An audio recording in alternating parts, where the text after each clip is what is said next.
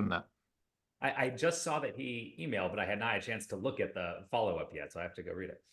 Yeah, no, I've spoken to him before he basically wants data on asynchronous work. So we actually, it's not something I don't know. So we know on like share of people working fully remote, but not, whether they're synchronous, asynchronous, whether they're, I guess I always assumed it's some combination of both, but it was an interesting question, actually. I've been talking to I got a couple of people I can reach out to. So we can follow up after this, but like love to get Christina Janzer and see if she's got anything on that as an example. Because their research actually goes into this. I don't think they've been sharing that data out necessarily, but we could look into. For folks that are just joining, forgive us as we banter a little bit. We'll get started in about 2 minutes. Just give everybody a chance to get situated. Go ahead, Brian. The four of us talk irregularly in pairs. So when you put the four of us onto a call, all of a sudden we keep the conversation going about like, did you see this thing? What about that thing? Totally. One day we do have to get physically in a room together. Maybe that's what we should do for like once a year for the State of Flex. We're like, okay, we're going to do like a convening and everybody gets together and we do this. Yeah. I may have as many as 2 things in New York in October. One of them, at least, Raj Chaudhary is going to be there as well. So Nick, we just got to get you to come out east with me, and Rob and Debbie will get you in. And Rob's easy. Rob's in here. I'm easy. I dragged Debbie to New York in March. So I know my daughter lives there, so any excuse. That's right. I've been in a room with everyone here except you, Nick. So yeah, I know we have physical friends in common, Debbie, but somehow yeah. Exactly. We'll have to get you here or I'll come there.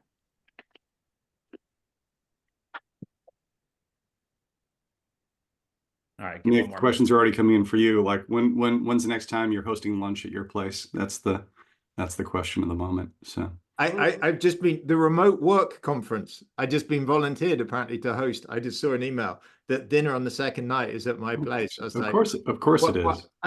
It was last year too, so that was great. It was, but I think the ambition for the number of attendees has gone up a lot, and I'm not sure quite how many people I can fit in my house, but maybe I spill into the garden like big time. But yeah, we're gonna ruin your lawn. That's the objective. I know my look. If you live out here, your lawn's already destroyed. It's like the gophers and whatever else they're kind of doing their best. All right, I think we had quorum, and it's about 5 past, so we might as well get started. Thank you, everybody who is joining us for State of Flex webinar. It looks like we already have over 100 folks that are logged in, which is great. I'm sure more people will add in the coming minutes. I am super excited about this iteration of State of Flex, not just being 3 of us, but 4 of us. So we've got long-standing, I guess, inaugural members of State of Flex, if you will, Nick Bloom and Debbie Lovich with us again. We'll do more intros in a minute. And then super excited, Brian, to have you with us. Brian Elliott also joining us today. So thank you all for doing this. Glad to be here. All right, so a little bit of housekeeping items on the front end, just so folks know how this works. Then we'll dig in. So one, the format for State of Flex is basically half and half. And what I mean by that is the first 30 minutes or so will be presentation. We've each put together 4 slides with some interesting kind of insights and data that we've been looking at recently. So we'll go through those. Each of us will talk probably for, 5-6 minutes as we kind of go through that. We should end around half past. And then the other 30 minutes is pure Q&A. So anything that's on your mind, you can feel free to ask, put it in the chat. There's a Q&A button at the bottom on Zoom. If you look, there's already a few people who are writing in, which is great. And if you ask questions there, either we will answer them in flow, depending on how topically aligned it is with things that we're digging into, or we'll facilitate afterward, and I'll kind of play moderator and farm out questions to different folks based on the particular topic. Otherwise, there's also within the Q&A, the ability to kind of like respond to others. And so don't feel like you've got to wait or we're the only folks that can answer some of those questions. You can jump in and chat and respond. One of the more fun things that's happened over doing this a number of times is actually the discussion there ends up being quite rich and lively sometimes on different topics. And so please feel free to throw in not only questions, but thoughts or perspectives. And let's hopefully have that as a second kind of like funnel of interesting discussion beyond what we're doing in the slides as well. Anything I miss, Nick, Debbie, Brian, on? One other thing I forgot to add, we're recording this. So afterward, we will send out a link to the recording. We will also send out a link to the slides. So for anybody that missed it live, you'll be able to listen afterward. You can forward it to other folks. And so This will be an artifact that people can go back to and listen again in the future. And I was Right. just going to say, Rob, Brian has always been part of this in the chat anyhow, so we just moved him from the chat to the screen. I got upgraded. All right. So I will kick off and kind of dig in. So for folks that don't know me, I'm Rob Sadow. I'm the CEO and co-founder at Scoop. Scoop creates the Flex Index. Flex Index is the largest data set globally on company-specific strategies around hybrid and remote work. So we profile more than 9,000 companies. Those companies have more than 75,000 offices in the US. They have a lot more offices outside the US. They employ more than 100 million people globally. And we write a lot of research and trend pieces on what's happening in flexibility and are we returning to office or not, and how many days and things like that. We also recently launched a new product called Office Benchmarks that goes a level deeper beyond policy into the specifics of how companies are using their space. So what is daily attendance, peak attendance look like? How do you think about that as a percentage of desks or percentage of employees to enable employers to better understand what they're seeing in their usage of office compared to other companies with similar policies like theirs. So that's a little bit about me. Jumping into insights. So we just put out our most recent quarterly Flex report. When we put together those reports, we always look at all companies that are headquartered in the US for this particular version to understand trends over time. So we started looking at this for the first time in February of 2023. This is now May of 24. So I think this is the sixth iteration of kind of like the quarterly reports that we've put out. Allows us to look at some pretty good data over time. So in this chart, what you see is on the left bar is Q1 of 2023. The right bar is Q2 of 2024. And what we break out is the different policy types. One is full-time in office, so meaning that you require for corporate employees to be in the office 5 days a week. On the far left is fully flexible, meaning you're either fully remote or you are employee's choice, meaning you have offices, but you don't require anybody to go into them. And the middle is structured hybrid, meaning that you have a set expectation on time spent in the office. It's not full-time, but the company or department sets a specific expectation in some way on what that looks like. The interesting trend that we're following here is fully flexible is pretty flat. Looking over the last 5 quarters, it was 31% when we started tracking, and it's now 32%. So effectively no change in the percentage of companies that embrace that model. Full-time in office is the one that's fading the fastest. So when we first started looking, it was about 50-50, 50% of companies offering some level of work location flexibility, 50% of companies requiring full-time in office. That's now dropped all the way to 31%. So it's actually become the least common of the 3 models if you look across. The one that's the fastest riser is structured hybrid, meaning company sets a specific expectation, and the expectation that's becoming most common is some type of minimum days a week model, typically in the 2 to 3 days a week range. So that's been the big shift that we've seen over the last year and a quarter. On the next slide, we dig a little bit into, and in this particular report we spent a lot of time on, was what are some of the trends across the United States, and digging in a little bit by region and by metro. Interestingly enough, if you look at the bar chart here, and so we broke the country into 4 regions: West, Northeast, Midwest, and South. The West is the only region where fully flexible is the most prominent model. So 44% of firms are fully flexible, more so than the structured hybrid or full-time in office. I think that's probably heavily influenced as well by presence of smaller firms, of technology firms, industries that tend to lean a little bit more toward greater levels of flexibility in some of the markets that they're in. All the other regions, so Northeast, Midwest, and South, all have structured hybrid as a dominant model, and in some cases substantially so, by as much as 6 to 10 points more than any other type of model. Interestingly enough, we don't see full-time in office particularly prevalent in any of the regions, although it is most common in the South, and we'll talk a little bit more about some of the regional differences that drive differences in models in a minute.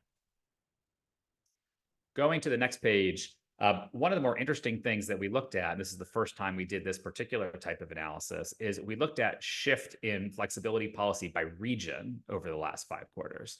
And so for each group here, so you can see West region, Northeast, Midwest, and South, we look at what was the shift in the percentage of companies that were fully flexible, what was the shift in percentage of companies structured hybrid, and what was the shift full-time in office. you can see huge move towards structured hybrid across the country, and it's been pretty consistent across all regions. That is largely driven by bigger companies. Companies that are 5,000 employees or more have kind of moved in mass towards structured hybrid models, and that's reflected pretty meaningfully across the data in all regions. Perhaps also interesting is that fully flexible has dropped across all locations. Some it's relatively small, so like -3% in the South, -4% Northeast, but even in the West, which tends to cater toward more technology firms and kind of like smaller firms, there's an 8% drop in the percentage of firms that are fully flexible. All regions have seen a pretty meaningful move away from full-time in office over the last 5 quarters. And then the last slide to share, and hopefully this is large enough that people can see it. You might have to kind of like move the slider around to make your screen as large as possible. But one of the things that I was interested to look at was what's the relationship between cost of living and work location flexibility. And so if you look at the chart on the right, we chart a number of metros. Along the x-axis is indexed cost of living plus rent. We use a data source called Numbeo to actually pull that together. And on the y-axis is the percentage of firms in that metro that offer work location flexibility. What you can see pretty clearly in the trend line is metros that are kind of more expensive, if you will, tend to be substantially higher adopters, or the firms within are higher adopters of work location flexibility. I think there's a few things that are happening here, and Nick will be able to speak to some of this too. But one, huge relationship between industry mix and the presence of work location flexibility across metros. So the metros that are heaviest in tech, media, finance, professional services tend to also have higher levels of work location flexibility within those metros.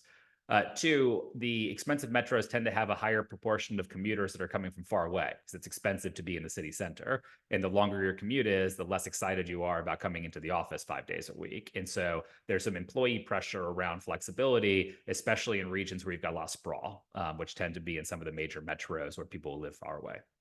The third is the cost of the office stay in some of those areas is pretty expensive. Like if you think about what it means to commute in and gas and parking, food, childcare, when your costs of coming in are higher, there tends to be more of a push for employees to want to be able to have more flexibility. And so that reflects as well. And then the fourth piece, which I find particularly interesting, is there's a professor out of USC, Matthew Kahn, who did some analysis and looked at our Flex Index data relative to 2020 vote share and what percentage of folks voted for Biden versus Trump, for example, within the election, and actually found there's a pretty meaningful blue state, red state divide on adoption of work location flexibility, some of which is kind of like covariate with other things that we've talked about. But the other piece is that culture is different, and people think differently about this topic and the role of the office and where to work in different parts of the country. And that reflects here as well. So I thought that was a pretty interesting kind of like look at some of the differences across the country. All right, Nick, I'll pass it to you. Thanks, Rob. I was going to say, we also see the blue-red state divide. I think it's pretty fascinating. It's enormous. I've been kind of surprised, actually, it hasn't shown up in the US political debate. I'm not going to talk about that, but yeah, it's very big. In fact, if you look at the growth and work from home, it's close to zero in strongly Trump voting counties, and it's almost entirely in kind of mixed or blue counties actually in the US. As you can hear, I'm a Brit. You know, this has been more of an issue in the UK. It's become quite politicized in the UK with Jacob Rees-Mogg leaving notes on people's desks saying, "Where are you?" when they're working from home. Anyway, I would change topic. So next slide, thanks. So I'm going to, this is very related in a sense. It's going to be on geography. So I'm often asked a lot about how work from home varies by country and then why. I'll show you the data. I have better data on how, I have less good data on why, but I kind of show you what we have. We actually just put out an NBR working paper about 10 days ago. So I'm going to show you this data. So next slide, thanks. So in order to measure work from home across countries, we ended up running our own survey. Unfortunately, Flex is not yet global. I know it's slowly spreading out, but as of this, it's the best data in the US. But we decided to run our own survey. In fact, this was the third wave. It turns out running global surveys is really hard, and to be quite honest, it took us 3 waves to get this right. I won't bore you with all the details, but here's a wave on 34 countries where we think we can get a reasonably representative response rate of graduates living in the country. So we ran this survey wave. This is from last summer, and I'm going to redo it actually this summer, fall. And you get in data from 34 countries. You know, okay, what do we see?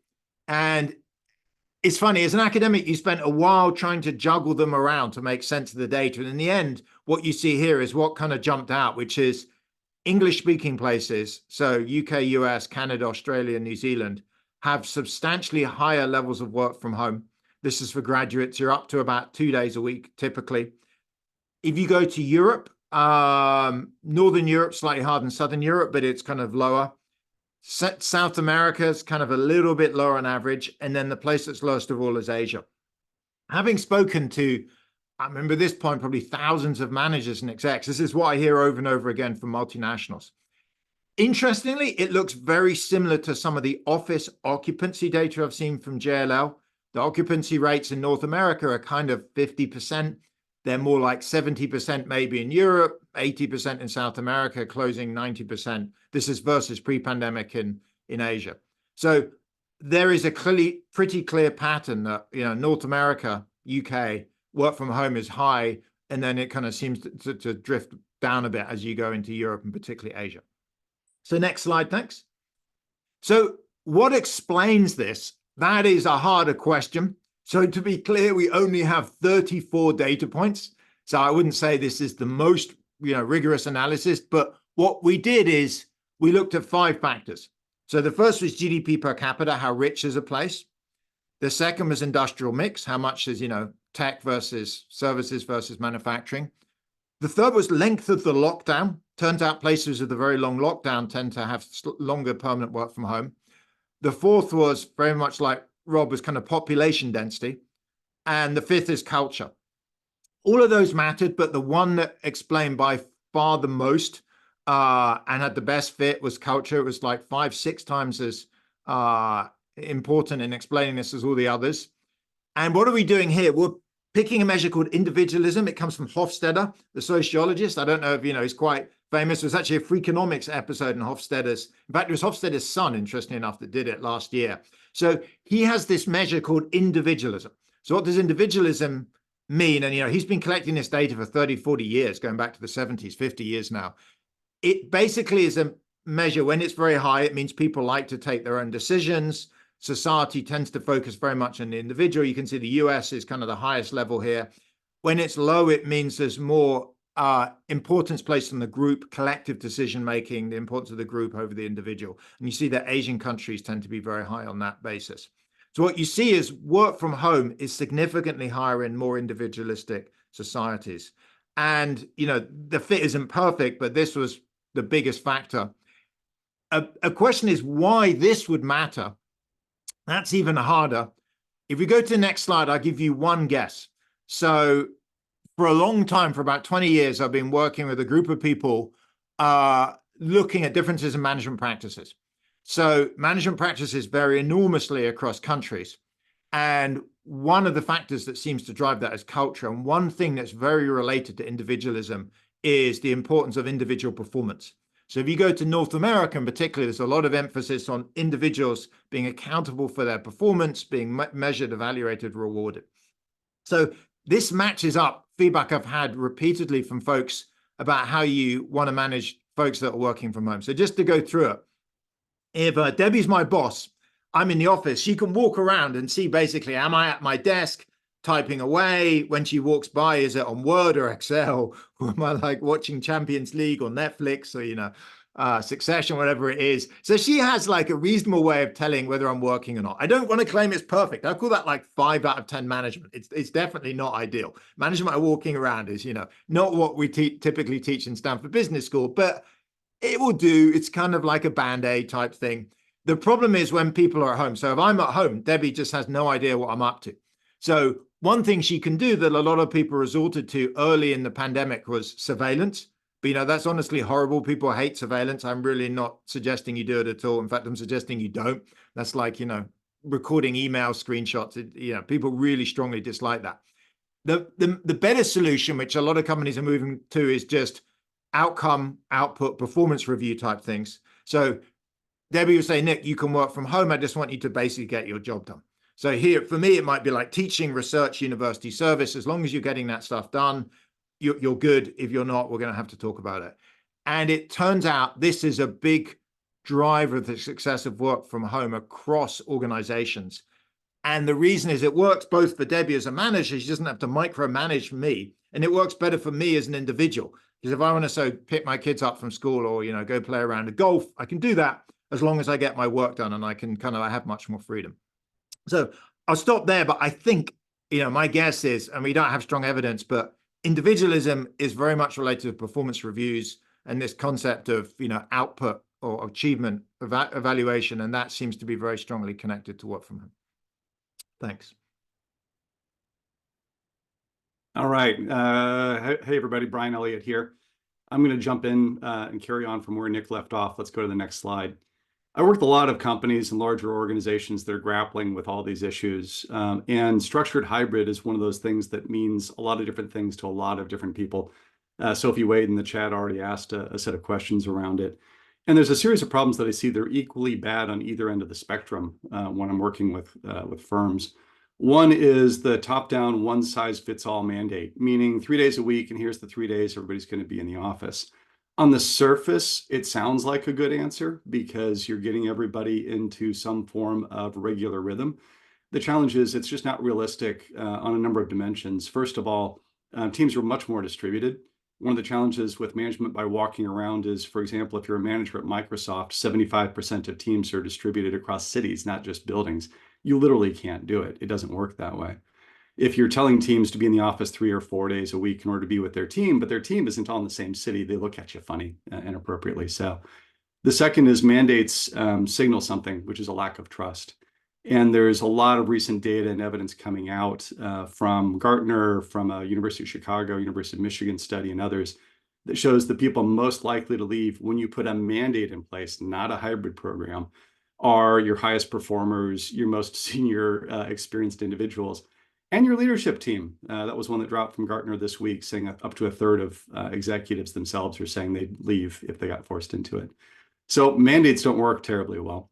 On the other side, individual free-for-alls are equally bad. Individual free-for-alls means that teams have no cohesive pattern around how and when they come together, which most people want to do on a regular basis. And that chaos results in people showing up and not seeing any of their coworkers in the office and deciding it's not really worth it and losing that kind of cohesion that they need to come together. The answer on all this comes back to balancing out that sort of rugged individualism and top-down mandate at the team level and finding a way to make that work. Let's go to the next slide. This is data from Debbie and Rosie Sargent at BCG that they did about a year ago, polling people about their level of satisfaction and their level of compliance with different types of programs. And what's always been interesting to me is when you look at it, the far ends of the spectrum are full-time in office and fully remote. Those are not the biggest happiness making ends of it because we all know that people don't want to be full-time in the office. Vast majority of them don't. But fully remote isn't what most people want either. Most people want some regular time together with their team for moments that matter, that are actually important to them. So set days is okay, meaning here's a set number of days. Variable days, meaning variable by team, can work too. What seems to work best is what's called key events, and I'll get into what that means in just a minute. The other real key behind this is it's also about how you set it up. And this is where leaders have to take responsibility because it's actually on leaders to work directly with their teams to figure out the patterns and habits that work. If you do that, you get a lot more engagement out of people. You get people who are happier, who are more productive. If you're telling them instead with a mandate, what they're going to do is sit there and say, you don't trust me, maybe I should start looking for another job, or why put in the effort? So you're really engaging them directly in the process. So how does that work? What are those key events and moments that matter? Next slide, please. There's tons of evidence out there. There's stuff from BCG, from Future Forum, from Microsoft, from Atlassian, from CBRE that shows a similar set of things that are sort of the core patterns around moments that matter. Number one is team gatherings. So Atlassian had a great study they put out, if you haven't seen it already, 1,000 days of distributed work that got at the value of 2 to 4 times a year getting your team together. They saw a sizable, like 27, 28% average boost in team engagement It lasted for 4 to 5 months. It was much more important for people who are new to the organization, people who are junior. And that kind of pattern works really well, and it's better in the data they looked at than randomly showing up for days in the office. Zillow, I recently published a piece on them, found that the other important factor was making it a 50-50 mix, not just social and not just business. No one wants to show up for the quarterly gathering where you're stuck in a hotel room with no windows for death by PowerPoint. But you also can't do just the social aspects of it. You got to blend the two together. Second one, onboarding and training events. Bringing people together to get to know one another is really important in those. Third, new team formation and major initiative kickoffs. Think about that big project you're trying to get going as a company. That tends to be a very sticky thing if you actually get people together to get to know one another and to develop norms for how they're going to work on that particular project. And the last thing is you got to figure it out at the functional and cross-functional level. Zillow also in the case study that I did with them sets this up where they've got their product design, engineering, and marketing teams coming together on a regular basis because those functions have to work together. Their G&A functions also come together on a slightly different rhythm to make sure that IT and HR and workplace, the key enablers of their employees, are coming together and thinking through moments like not just the planning cycle, but big initiatives that they've got and what their rhythms look like. To support all this, you also have to invest, and I think this is where companies are missing it. Memos don't change anything in terms of how you operate as an organization. What does is putting effort behind it and investment behind it. And this is like a stair step towards greater things, because we know that the future of work is going to continue to evolve in terms of what technology does for us and can do for us. And if you're not willing to put modest investments into it now to figure out things like how to make flexibility work, I kind of wonder how you're really going to figure out the role of AI in your organization and how you're going to bring it all together. So 4 key rules here. First of all, principles and guidelines, because there's no one size fits all, but you do have to have ways in which you instruct the entire organization about what you expect. Second, modest investments. Both Allstate and Zillow in the work that I did recently have small teams that they put against this to make sure they continually invest in improvement. Third, Nick said this already, but you've got to go to outcomes-driven management. Management by walking around does not work if your team is not in the same location, and it never really worked anyway. And last, all these people recognize one key factor, which is this is just one step. This is a single step on a broader set of evolution about how do we get better at fully engaging our teams and our people in our purpose at work, and how do we make it a heck of a lot more enjoyable so that they feel the desire to have that effort, which is probably the best lead-in I can give to Debbie. Thank you, Brian. Thanks so much. Yeah, so I'm for those of you who were on the last call, you may remember I shared some of my research around joy, the role of joy at work. And when you think about things like Brian just mentioned, about optimizing not only for productivity for the organization, but also optimizing for joy for the employee, the answer is straightforward. If you remember spider charts that showed that the answer is hybrid, decided at the team level. So Brian, that is your middle column, right? Everyone back in a corporate mandate optimizes for productivity, but does not optimize for employee joy.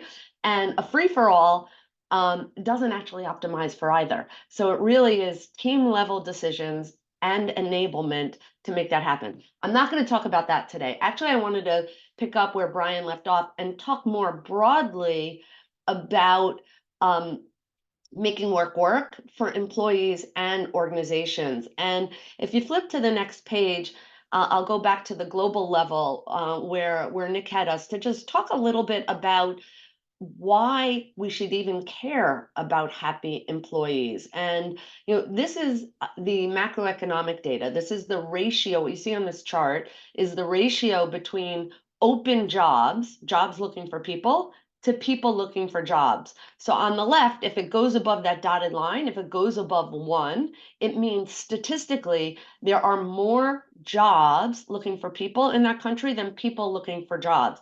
And if it's over 1, it's over 10 in reality, because that assumes a perfect fit between a skill set and location and a job.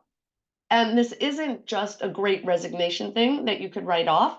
While we have all been fixated on technology since, I started in the workforce, before Al Gore invented the internet, right? We talked about how the internet is going to change everything, then mobile, then digital, then AI, now Gen AI. And it's true, it is changing everything.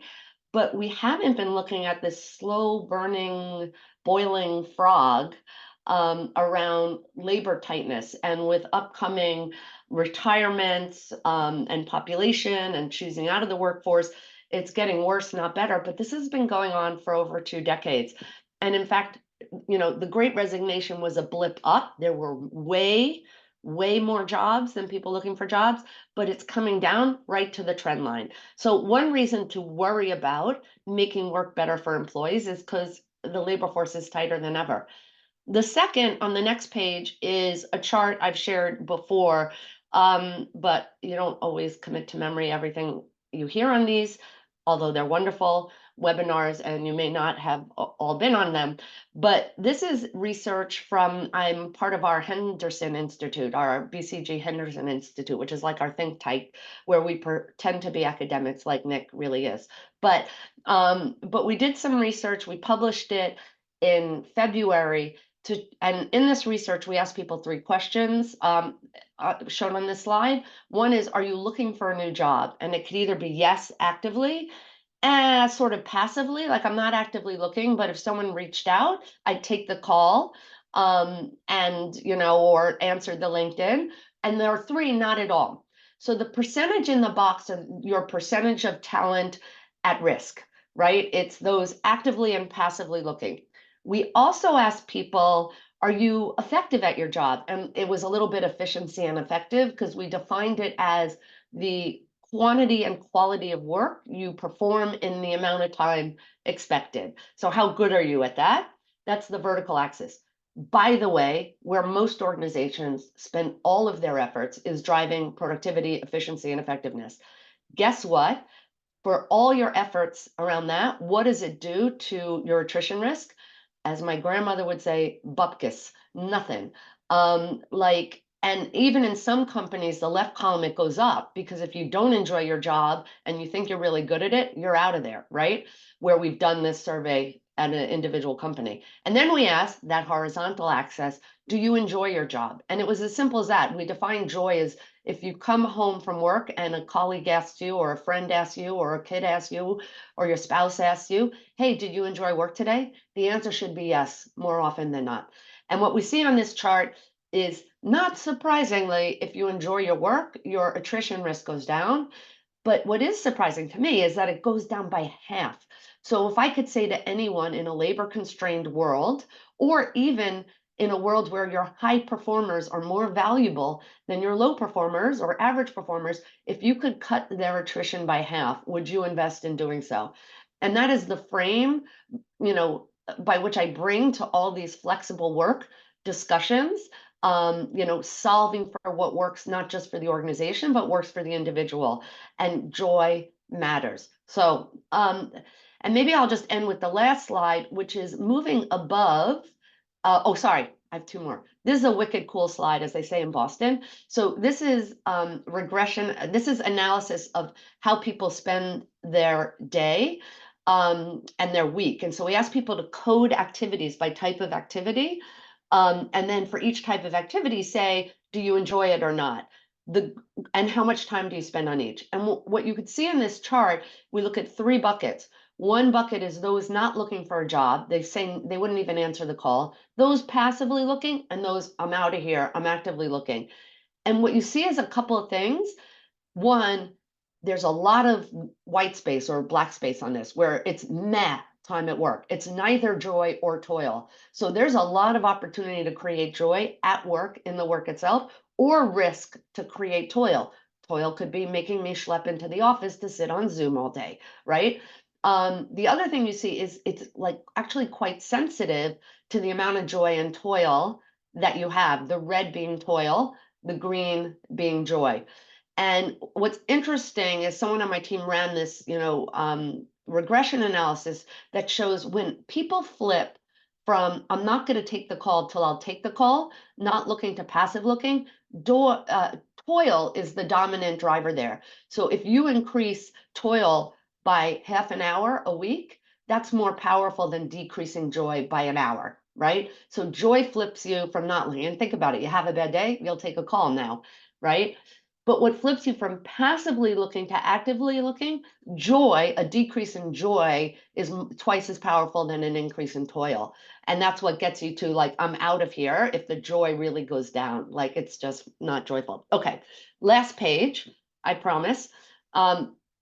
I just want us to raise above the debate for a minute to see, as Brian said, the flexible return to office discussion is one element in a more profound change we're trying to get organizations to make, to move from the left where it's really contractual. We give you enough money and flexible hours maybe, and you give us all your waking time during the week. And if it's one of these greedy jobs, all your stress outside of those hours, right? And in that world, we throw efficiency and effectiveness initiatives against our employees, and it makes them unhappy. They're worried they'll lose their job, they have to lose their mastery, and they have to learn new skills. And if they leave, if they end up with a job, they just have more work to do and less resource to do it with. All the productivity gains that we're all chasing with Gen AI and everything all falls on an employee's back. Guess what? They're going to go. It reduces the joy. What I want us to think about is bring this enjoyment that we're talking about up as a goal for efficiency, effectiveness, and enjoyment. And so when we're thinking about these calculations of what model of work or return to office, or just how do we work together, how could we use that to transform the model of what work is to a we're all in it together. We are constantly trying to understand our employees just like we understand customers and deliver work that meets their functional and emotional needs. And employees in turn are energized to make work better. All right, I'll end there with that as an aspiration, and Rob, open it back up to you. Awesome. I feel like we covered an amazing amount of ground in not so much time. A bunch of like really thoughtful questions came in. I'm going to do my best to get through as many as we can, and we'll kind of direct them to somebody to kind of like take the lead on answering. I'm going to start with one of the more explosive ones, which was, I think, a question from Helen around CEOs and does CEO political leaning likely to influence the organization's policy on flexibility and CEO perspective broadly? Brian, I know you've given some thought or seen some data around this topic. You want to take this? Yeah, I don't have data on political leaning, but I do have data on age. And I will say that to start off, I'm over 50 myself, closer to 60 than I'd care to admit. But there's a delta in the data that we looked at back at Future Forum in like 2022 between executives who are 50 and older and executives who are under 50 around what they're concerned about when it comes to workplace flexibility. If you are over 50, you're worried about productivity, number one, collaboration, number two, and potential inequities at work, meaning issues around how this impacts different populations like women, caregivers, people of color. That's actually the last thing on your list. If you were under 50, that was the first thing on your list. The second thing on your list was collaboration. Productivity was number 3. And there's a couple of reasons for that. Part of that is just generational differences in awareness of how these things impact different people. Part of it is how and where we grew up in terms of what our teams look like as companies. And the third is, I think, a little bit of a digital divide between people who are used to having a lot of collaboration and ways in which they measure outcomes and productivity that are actually mediated through Teams, Slack, email, everything else, and those that grew up with management by walking around as the thing that was beaten into them. So it may or may not be also political, but there's certainly an age aspect to it. And the other one I'll give you is I've been in groups of senior executives. If it's all, men, they tend to not recognize the issues, especially around caregivers. If it is a more mixed gender audience, that tends to come up. Yeah, switch to a different topic. Sophie asked an interesting question around vacation time. And Nick, I don't know if you have a point of view on this, but the question was, what about how much vacation time do people have? For example, more time in Europe, is that influential in policy, do you think, relative to other countries or areas where maybe longer vacations are less common? Yes, I mean, an amazing thing is Americans just work so hard. So if you go back to 1960, Europeans and Americans worked the same number of hours per year. And Europeans are now working about 20% less hours. And also they're retiring earlier. So it's kind of hidden. But, you know, if you go back, it used to be we were retired at, you know, retirement ages are coming down in Europe and they're living longer. And I think it's actually very linked to a lot of discussion about the 4-day week. I don't want to drift too much into it, but as we become more productive as a society, you know, productivity is going up 1-2% a year. At some point, you have to think we as Americans should probably spend some of that productivity rather than just buying more and more things, should probably work a little bit less. So, you know, oddly enough, it kind of goes in the opposite direction. So Europeans have more vacation, but they seem to work from home less. I tell you, the one tip that I've picked up a lot from talking to companies that's worth thinking about is if you're an organization and you have an obviously quiet time, it may be worth thinking about a, say, 2 to 4 week fully remote period. So take Stanford. We are very seasonal because the students will go home over the summer, but we have summer camps. Now, there are folks that deal with undergrads and they are very quiet over the summer. If they're quiet, you could easily say, look, why not just be fully remote for a month? You know, why not work from home? You know, you can work they're coming in the office and chatting about football or whatever. So you might as well let people have more flexibility. So I've talked to quite a lot of execs over this is part of a grand bargain that if you're very seasonal, you should also think about that. It's not holiday, to be clear. People are supposed to be working, but to be honest, it's a bit more relaxed because, you know, you're not going to come in for a month. Tanya asked a really interesting question. Debbie, I think I want to see if you had a perspective on the perspective around mandates and disparate impact or the different ways that impacts different groups, you know, and this is something you and I have talked about at length. You know, I've seen this firsthand, even as a parent, you know, with 2 young kids and the impact that it has on me and my wife, for example, in terms of requirement to be in the office or not, and the broader data around participation in the workforce from women aged 25 to 54 and people with disabilities in the kind of era of flexible work. The question was, you know, considering mandates have a bit of a potential exclusionary impact in the sense that single parents or the vast majority of cases, women, minority folks don't benefit from RTO. Do you see it as any kind of backlash? Do you think around DEI or kind of like the broader zeitgeist on this topic? Is it totally separate and just happens to be taking place contemporaneously? Curious if you have a point of view. Yeah, it's a really good question. I mean, I think there's so much against DE&I right now that the DE&I world will need to figure, like, needs to do some real hard thinking. You know, I don't believe RTO is a driver of that, but it could be a factor of that. I mean, we know, right? We know return to office impacts caregivers. It impacts introverts who have a hard time, you know, being social. It's actually a mental tax on, you know, having to do chit chat is hard in the office. It is, you know, it impacts Black talent. We saw that early on, that sense of belonging went up when, you know, people were remote, were able to be not the only person of their color in the room all day, right? And so it does really impact diverse cadres, right? But the other thing which I like about the RTO issue is it is an everyone issue, because even if you're not in one of those cadres, you know, you don't want to be told what to do. It's the lack of agency, control that, you know what, like, even if I was going to come in anyhow, don't tell me I have to come in, right? And that never existed before. It is a post-COVID phenomenon. Right before COVID, it was just the norm to go in. During COVID, it was just the norm to be home unless you were an essential worker. And now post-COVID, all of a sudden you're telling people. So I do think employees are more united in their desire to want to have flexibility and control. Unfortunately, management is not comprised of the diverse segments, so they may miss that perspective, or it's not as comprised of those diverse segments. Robert, I was going to add, Debbie had a fantastic discussion there. We're about to put something out. There's another group which we see enormous impacts on, which is employees with a disability.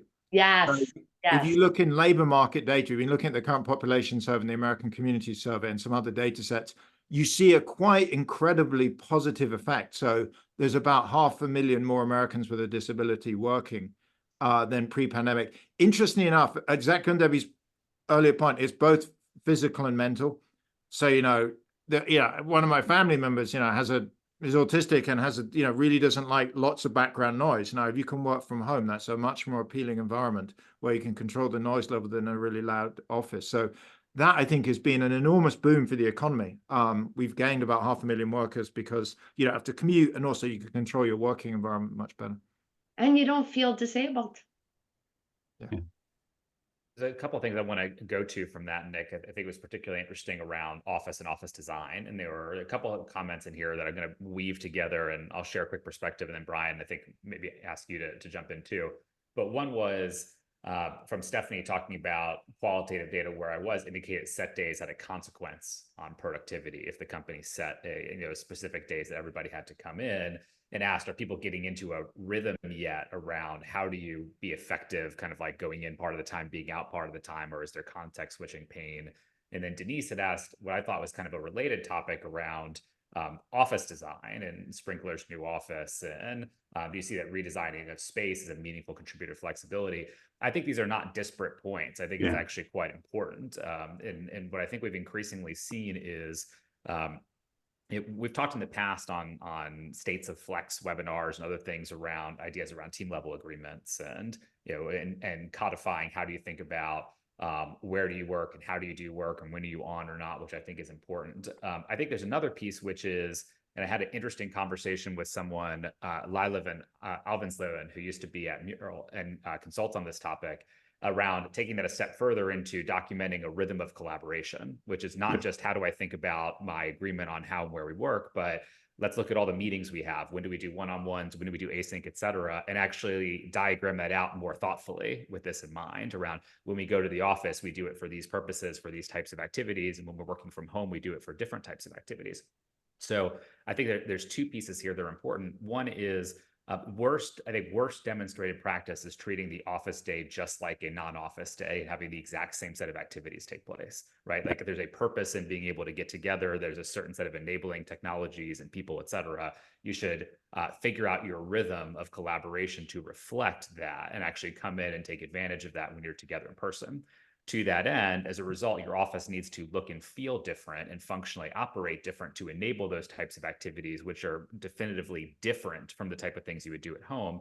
And organizations that start to reinvest in thinking about what's the right percentage of desks to have and how much square footage do I put toward individual space versus common or collaborative, and make sure that I can facilitate those types of interactions and encounters and collaborative sessions, I think they're going to get much better value out of their office, and employees are going to have much better feedback around the experience of going into the office. Brian, I don't know if there's anything you want to add on that, but I know you thought about a couple things. One, the office redesign actually is an important ingredient of it. And what I've like the piece with Allstate, also Zillow, also Atlassian, also Dropbox, also a number of others, is they've reduced their square footage, but they've taken the savings on reducing square footage into two places. Number one is redesign of the space itself, because the offices we left in 2019, to quote Ryan Anderson, don't really work in this day and age, right? Like, we don't need 80%, 70% heads down workspace. We need 70, 80% collaboration space, and it needs to be modular. The second place they're putting the funds is getting teams together. You have to actually fund the T&E to get people together on that episodic basis if your team is more distributed. And the third is they're putting small teams together to actually build those rhythms that Rob is describing. So team norms, team agreements are like one of my favorite tools for figuring this stuff out. One element to that is back to what I was talking about, which is what are the rhythms and practices of your team? So Allstate has done this at kind of function and sub-function level. Marketing analysts get together once a month for 3 days of learning and time together and sharing. Marketing design team gets together 3 days a week because they're dealing with physical assets and design, and it actually makes sense for them to do that. Figuring that out, but also making it meaningful is really key. So several companies I know have here's the 3 days a week. We want you in the office those 3 days, and we want all of your meetings packed on those 3 days. And several people who've shared the story with me go, I spend 3 days commuting into the office only to sit on Zoom meetings because people are distributed all over the place. I have no time for socialization. The better answer is like, I've seen sales teams that do this where like Tuesday's our anchor day. We're going to do pipeline review on Tuesday, and we're going to do pitch practice sessions in the afternoon. And you got an hour and a half that nobody can schedule meetings in the middle of the day. You can grab lunch with each other. You can reconnect. So you got to figure out what those habits and patterns look like at the team norm level and build up from there, because that's going to make it much more successful in terms of why are you doing this in the first place? What's the purpose behind it? Which is doing the work and getting deeper, but also building the connections that people want to build. I want to add to a couple of things there and kind of bring Nick and Debbie into this part of the conversation, because I think there were some other interesting questions around formalization of roles within companies in terms of who is thinking about this. And are we starting to see kind of like a dedicated person who's responsible for this new work mode? Nick, I know you've done some work on the chief HR officer, for example, and kind of like some of the evolution in titles and focus there. There's another question around, how do you enable managers to even know how to do this? And are we seeing companies invest at scale and kind of like retraining managers and to enable them to think through, how do you set a team level agreement and how do you handle some of the thrash around this? So Debbie, maybe to you first, like what are you seeing within companies in terms of either is there someone who's specialized who is focused on getting this right for the org? How are they getting managers up to speed on it? Like what are the better companies doing? So what's going on and what the better companies are doing are two different things. What's going on is more of a whole mess of different things, right? There are some people who put someone in charge of it, but it's more from a real estate perspective than a ways of working perspective. There are, some people that stood up a team and disbanded the team and they assume a mandate takes care of it all. There are some that are thinking about it much more broadly and are actually setting up some pretty big employee experience centers where they bring together technology and HR and facilities to say this is not a one-time thing, and we have to really be more employee-centric in how we think about work and enabling work. I think the challenge with those places is they're really starting with the minutia of like how to do, how to book a conference room or how to pick your benefits or how to do onboarding, which is substantial, but they're not focusing yet on what you do in your day-to-day work. I think the best companies, and I saw some questions, other questions in the chat to this, are really recognizing the three muscles that every leader needs, every manager, every frontline manager, middle manager needs to manage a distributed workforce. And those three muscles are: one, set the routines and rhythms of the team, right? It's the team norms. It's when are we together? When are we apart? When are we synchronous? When are we asynchronous? And how do they optimize for the work and the team's needs? Caregivers, introverts, extroverts. By the way, extroverts have a really hard time being home, right? They need to be around energy, right? Well, go to a coffee shop, but no, they need to be around their team.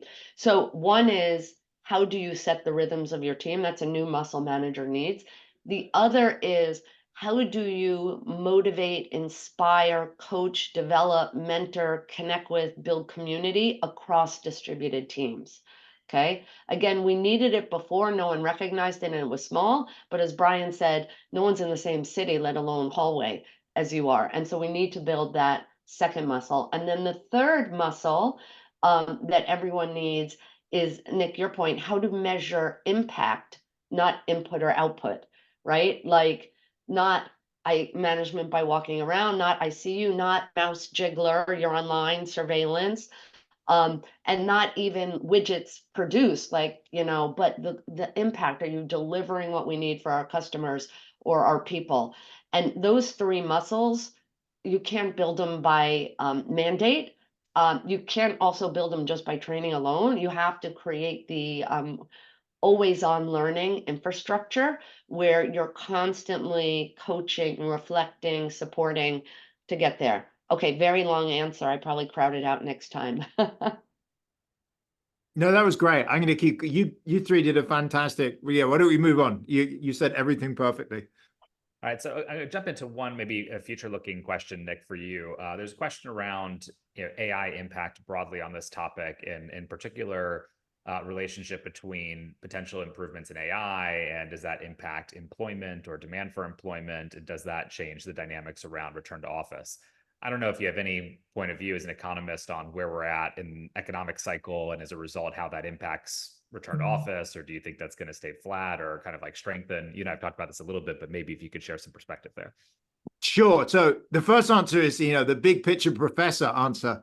Economists have looked at technologies and things like the steam engine, water power, electricity, the computer, the internet. These are all amazing things. But, to Beethoven's excitement, they typically take 5, 10, 20 years to impact. So just to give you an example I don't know how much people know, but steam, going from steam to electricity, old steam factories had one shaft with all the belts coming off and on it connected to a steam engine.